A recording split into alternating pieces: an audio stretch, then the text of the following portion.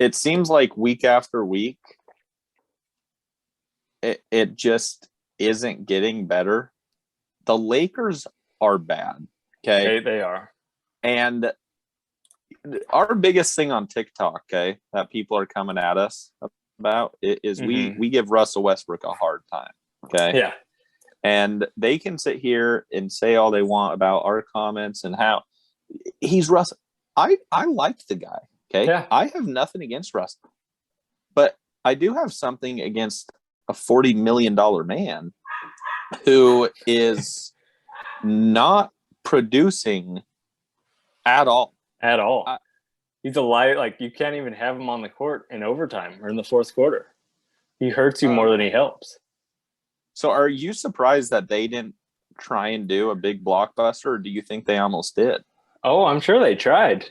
I don't think anybody wants to spend $40 million on a player that's inefficient, can't shoot, I don't know, doesn't really do much, turns the ball over a lot.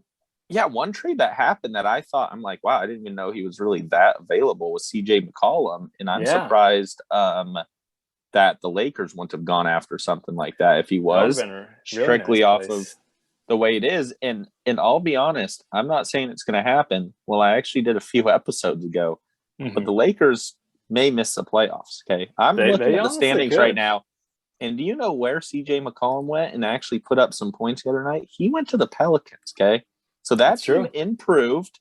The Blazers with Damian Lillard, and I saw the players that they just got from the Pelicans. Josh Hart put up like 25. I think him getting out of the shadows of Brandon Ingram, he'll actually show a little something. And the Blazers actually beat the Lakers without Hart and without McCollum and without Lillard. They somehow beat the Lakers, who had Davis and LeBron both playing. And the thing that's scary is looking at, they have 26 wins. Then you have Blazers 24, Pelicans 23, and then Spurs and Sac at 22. Okay. Yeah.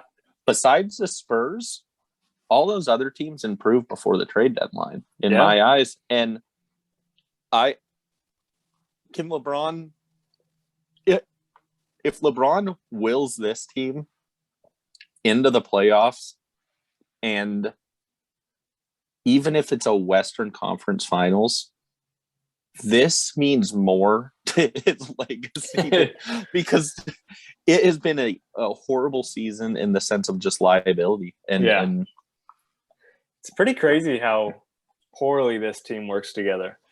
Some of those teams that he was on in Cleveland had nobody, and they were winning 50 games a year. And it's like, this Lakers team, I know they're old, but they have a lot of talent on this team. And they're sitting 5 games under 500. They have Anthony Davis and LeBron. Why Westbrook, do you think okay, so like you picture a team, you know, they're a business. They're this and that. And when you're running a business, you got the CEO, CFO, you have all these people, right? And obviously you'd want to get the greatest CFO, the greatest CEO, the greatest marketer.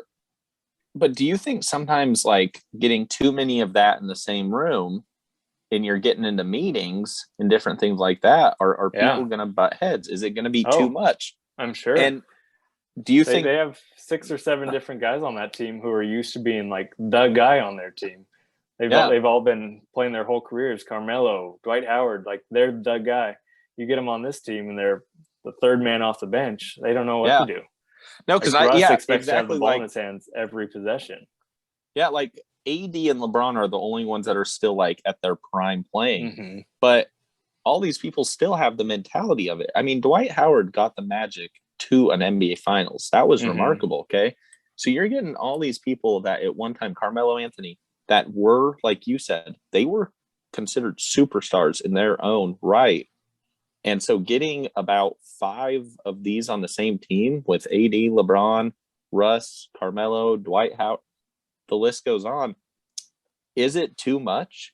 And do they almost need to take a seat back and just listen to what LeBron says? You know, and I think so, yeah. I've always been a little like tough on LeBron. I've been a Jordan fan, obviously, over what you've been, but at some point you do need to sit back and let LeBron I don't know what he's saying to them, but obviously he's knowing how to self-motivate himself because he seems like he's almost killing himself out there on the court, and yet he is actually having one of his greatest statistical seasons. Yeah. It is, and they're still losing. Phenomenal at what he's doing. So with that being said, where do you see them finishing at the end of this season? Because they played 57 games. We still got some season left.